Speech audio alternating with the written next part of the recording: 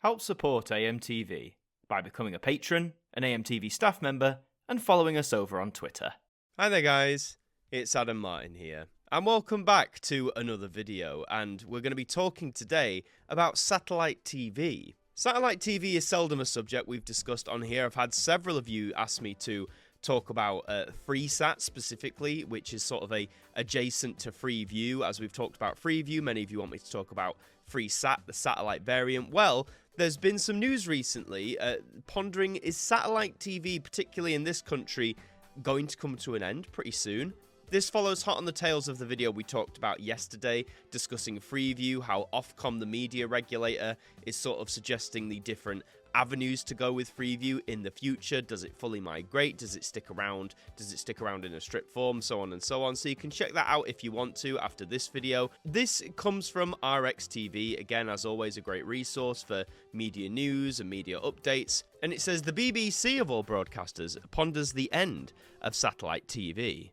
The BBC has told Ofcom's review of TV distribution that an agreed plan with Sky and the wider industry needs to be put in place over the future of satellite TV. Its future has come into focus as part of an Ofcom industry consultation to inform the Department for Culture, Media and Sport, or the DCMS, over options for the provision of universal free-to-access TV in the future. Terrestrial TV is also threatened, but for different reasons, and that links us to what we talked about yesterday, how Ofcom are predicting that by 2040, there's still going to be over a quarter of UK households that rely on digital terrestrial television, or in a sense, Freeview, as their main source of watching telly, which doesn't look good for services like Freely and this whole moving to internet-based television. That's not a good look, but again, that's a separate video. Regarding satellite TV, Sky currently has a contract with satellite operator SES until the end of 2028. The BBC estimates Sky will exit satellite within 5 to 10 years. However, anything over 6 years would be dependent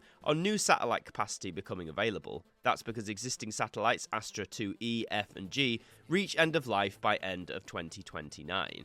So we know Sky from that then is going to be in the game until 2028 because they have to be, they're contractually obligated. But the BBC is estimating or predicting, or however you want to call it, that maybe beyond that, in the next 5 to 10 years, Sky are going to exit satellite altogether. I think it's been well known that the use of satellite dishes and satellite owners has been gradually dwindling, sort of very slowly over the last 10 years. I've lost count of the amount of homes you see in the UK with the old school satellite dishes attached, but you ask the people who live there and they say, we haven't used satellite for years. But apparently the cost of getting rid of these things is often not worth it, so people just leave it on their house. BBC commercial offshoot UK TV, as well as QVC, have now signed satellite carriage agreements running until 2029. Sky, through Sky Sports Plus, Sky Glass and Stream, is migrating viewers to IP streaming. And that's not necessarily been breaking news. They're trying to get more people onto this internet-based service. That's what all the broadcasters want, arguably, the BBC included. The BBC says any decision by Sky to exit satellite would challenge the viability of the Freesat platform. It's concerned that satellite operator SES may conclude it's no longer viable to provide a satellite service just for the public service broadcasters. SES will need to make decisions on whether to commission new satellites to replace those orbiting at 28.2 degrees east soon. The orbital position is used primarily to deliver TV and radio services to the UK, Ireland, plus West Africa via a different beam not receivable in Europe.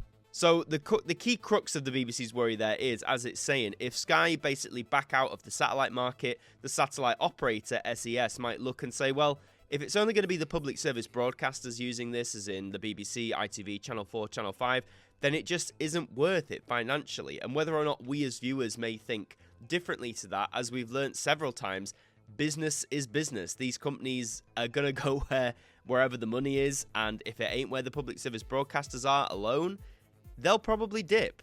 Meanwhile, the BBC warned that due to technical dependencies between Freesat and Sky, the BBC and other public broadcasters would also have to invest to re-engineer their own systems to ensure that they could continue to provide their channels on the platform. And let's put it this way, these broadcasters, they don't necessarily have all the money to reinvest in things like this right now. Yes, they have money, they are generating income, but we've talked at length how several of them are struggling in several different avenues to generate the money they need, or they're being strangled in terms of their income. A bit on Freesat, it launched all the way back in 2007, originally as a joint venture between the BBC and ITV, though now it's owned by Everyone TV, which also controls Freeview.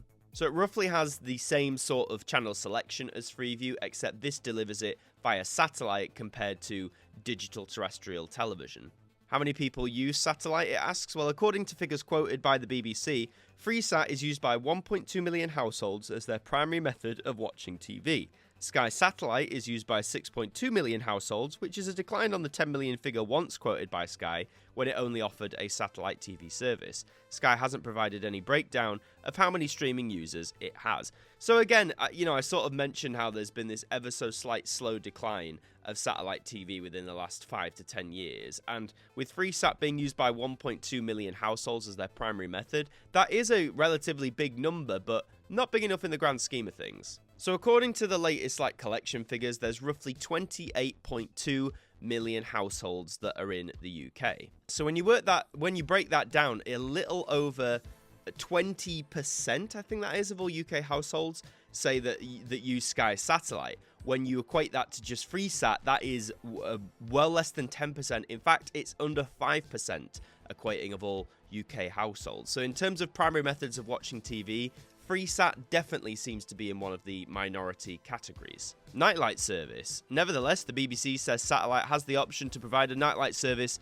as the UK switches to internet-based TV platforms. In the event that terrestrial TV services are closed completely, satellite could temporarily fill in gaps until universal internet access is provided. The satellite TV service would then just carry the main UK channels. So this seems very similar to what they were suggesting Freeview could do. One of the options, sort of, you can keep it around, don't close it down completely. It would mainly serve as a last resort option if there's a widespread internet outage or a problem in delivering channels, programs via the internet to these new services. Then satellite could be a backup, but only focus on the core main UK channels. And by that, again, I'm assuming it means the main public service broadcasters as opposed to the wide range of channels that Freeview has currently. And whilst, yes, this isn't necessarily a bad idea, as some of you pointed out to me in the other video, quite rightly, there is the cost thing. Again, a satellite provider is going to keep satellites in orbit just to focus on, a small handful of channels as a last resort. So it's not even guaranteed that they're going to be used all that frequently, if at all, because, as internet streaming becomes more prevalent, assuming it becomes more robust, there's less glitches. Glitches can happen, but, the reliance on satellite then is going to become less and less. They're saying it's going to fill in the gaps until universal internet access is provided. But what if you live in an area that couldn't even get the best satellite signal? Then you're buggered then, aren't you?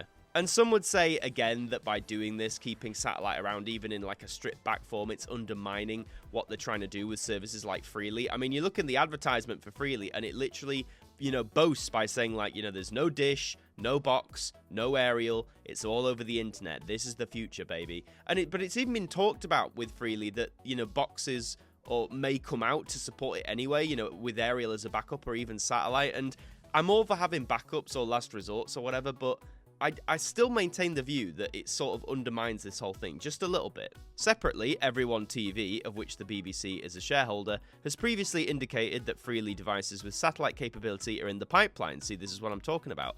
This will allow viewers to connect their TV to both the satellite dish and the internet. In time, broadcasters could seamlessly migrate viewers from satellite to IP reception without viewers necessarily noticing.